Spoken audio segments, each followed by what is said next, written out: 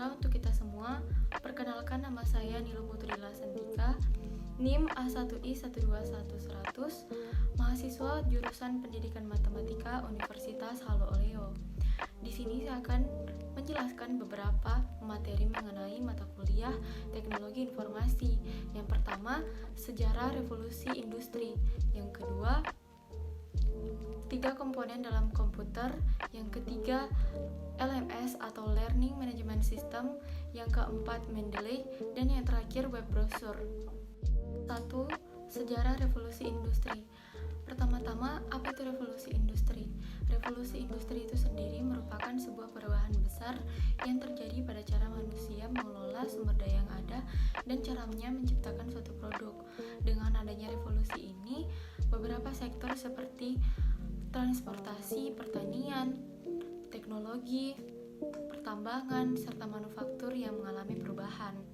Perubahan tersebut berdampak besar pada kondisi ekonomi, sosial, serta budaya di seluruh dunia. Untuk lebih jelasnya, mari kita simak penjelasan mengenai revolusi industri 1.0 hingga 4.0.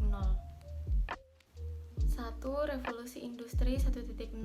Revolusi industri 1.0 merupakan revolusi di bidang industri yang pertama kali terjadi tepatnya pada tahun 1750 hingga 1850.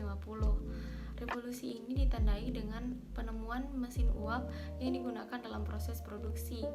Revolusi ini muncul pertama kali di Britania Raya, kemudian menyebar ke berbagai negara yang ada di daerah Eropa Barat, Amerika Utara, dan Jepang, sehingga akhirnya menyebar ke berbagai negara.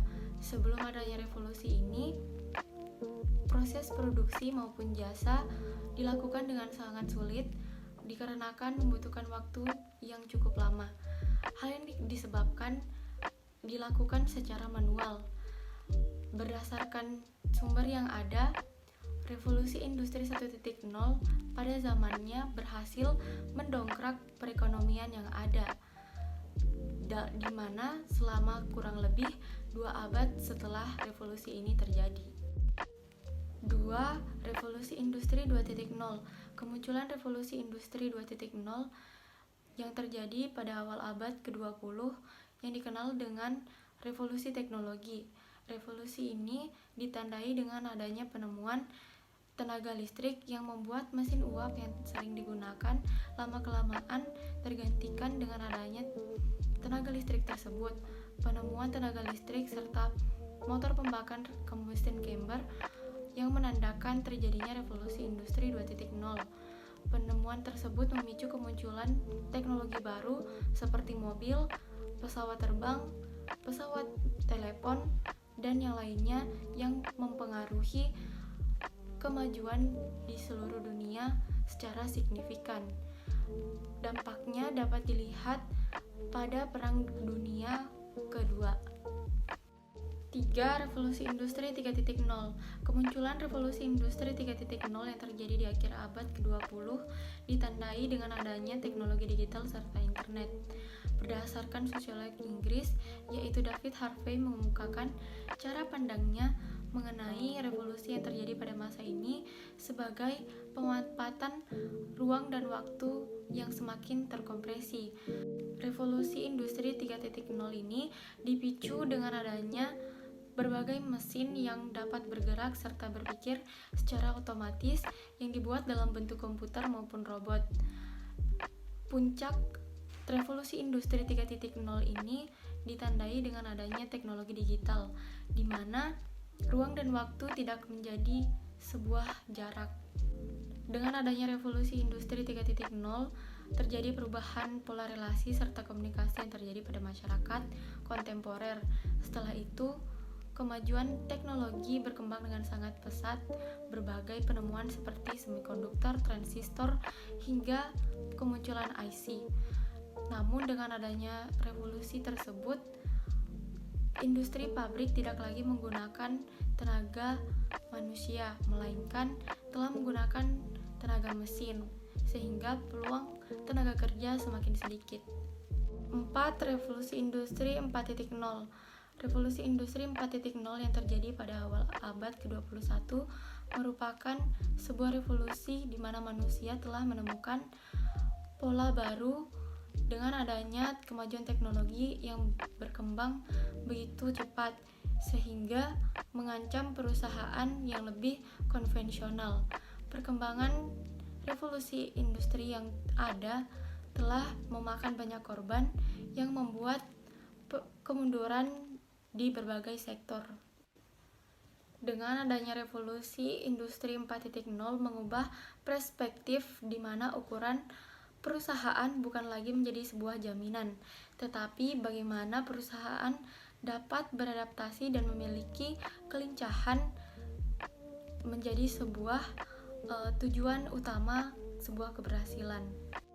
Pada era ini juga ditunjukkan bahwa perusahaan tidak lagi bersaing atau fokus terhadap hasil atau jumlah produksi yang dibuat, namun persaingan ditunjukkan ke bagaimana setiap perusahaan mampu memberikan inovasi, pelayanan yang baik, dan kecepatan sebuah perusahaan dalam mengembangkan suatu ide.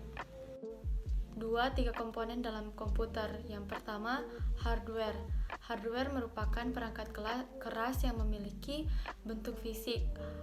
Hardware dapat dioperasikan secara langsung dan berfungsi sebagai penghubung antara pengguna dan sistem komputer. Contohnya seperti mouse, keyboard, monitor, RAM, dan lain sebagainya. Yang kedua, software. Software atau perangkat lunak merupakan sebuah komponen yang tidak memiliki wujud atau tak kasat mata. Perangkat ini terdiri dari program yang bertugas untuk mengelola data yang sudah dimasukkan ke dalam hardware. Yang ketiga, brainware. Brainware atau user berbeda dengan hardware ataupun software. Brainware merupakan sebuah faktor yang berasal dari perangkat komputer. Dalam hal ini, istilah brainware merujuk pada pengguna komputer. Contohnya seperti programmer, sistem analis, netter, serta orang yang menggunakan perangkat komputer tersebut. Ketiga, LMS atau Learning Management System. Learning Management System atau LMS ini merupakan perangkat lunak yang dirancang untuk membuat, mendistribusikan, dan mengatur penyampaian konten pembelajaran. Beberapa fungsinya yaitu membantu pelajar atau dosen membuat silabus, mengelola bahan pembelajaran, nilai, absensi, transkripsi nilai, serta berdiskusi dengan melakukan kuis. Biasanya LMS bisa berbasis aplikasi dan platform web sehingga memudahkan penggunanya bisa mengakses di mana dan kapan saja. 4. Mendeley. Mendeley merupakan sebuah aplikasi atau piranti lunak yang dapat memudahkan pengguna dalam mengelola database ilmiah baik berupa skripsi, jurnal, e-book, dan referensi lainnya, sekaligus membantu menemukan data penelitian dan berkolaborasi secara online. Fungsi Mendeley itu sendiri untuk membuat daftar pustaka dengan mudah dalam menyusun karya tulis ilmiah. Mendeley tersedia dalam bentuk desktop dan mobile. Namun dalam perkuliahan yang digunakan yaitu Mendeley desktop. Yang terakhir, web browser. Web browser merupakan aplikasi yang bisa menjelajahi, menyajikan maupun mengambil konten yang ada di berbagai sumber informasi pada jaringan internet. Pengertian web browser juga sering disebut dengan suatu perangkat lunak dengan fungsi yang dimiliki sebagai penerima, pengakses, penyaji informasi dalam internet. Disinilah pengguna internet berselancar mencari apa saja informasi serta data yang mereka perlukan.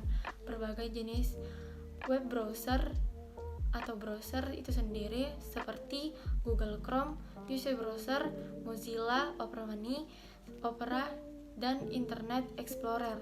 Sekian pemaparan materi dari saya ucapkan terima kasih. Wassalamualaikum warahmatullahi wabarakatuh. Om Santi Santi Santi Om.